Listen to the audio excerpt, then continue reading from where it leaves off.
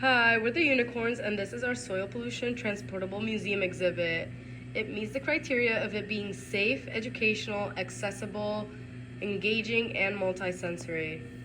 As you can see, we have it set up in a form that we can see all of the information while they play the game, and it also fits in the given plastic transportable bag.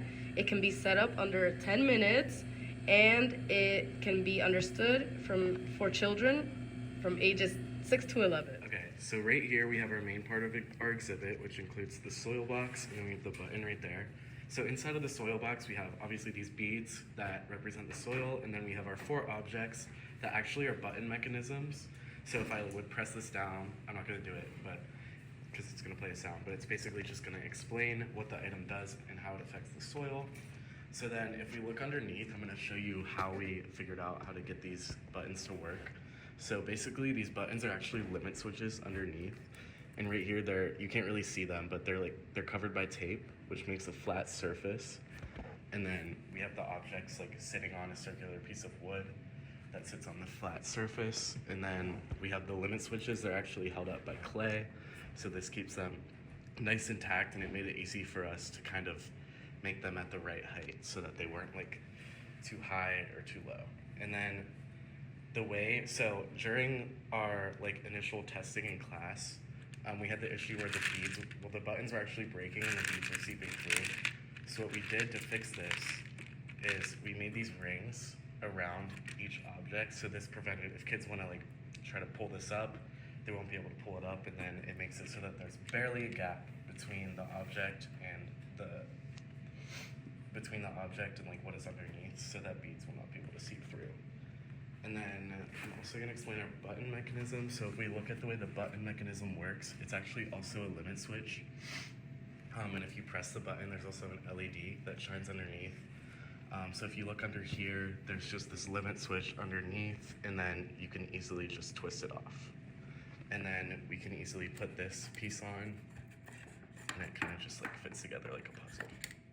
In order to fit the trifold into the bag, we decided to cut up the trifold into 3 separate pieces with support on the back to hold it up. The information on the trifold is an elaboration of the information that is given on the screen. So we have a lot more information, visuals, and text for the students to be able to read. As mentioned earlier, we have buttons and limit switches that are also buttons of the items that we're trying to teach the kids about, that connects to a computer, which has a user interface to educate them on it, with audio recordings for kids who cannot read.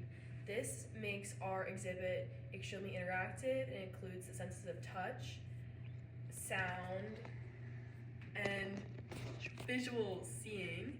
So like if you press one of the buttons, it'll play the audio. You found the can. Metal cans in it.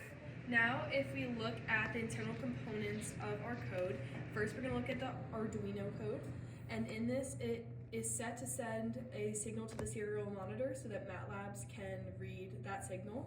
So if you press the can button, you can see it'll say metal. If you press the buzzer button, it'll say buzzer, and so on with the other ones. And so once those signals are sent, then we can look at the MATLAB code.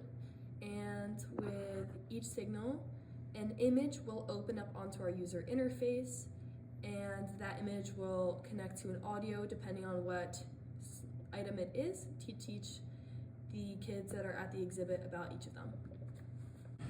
To measure the activity of each button, when the game resets, the MATLAB code gives us how many times each button was pressed. Now, as shown before, each of these wires connects to a limit switch and the buzzer also. So there's a wire for the input and the output, and then it connects to the Arduino, which has a breadboard. So there's the voltage, that's 5 volts, and then the grounder. And then it also connects to the computer, which is under there. We hope you enjoyed this game as much as we do.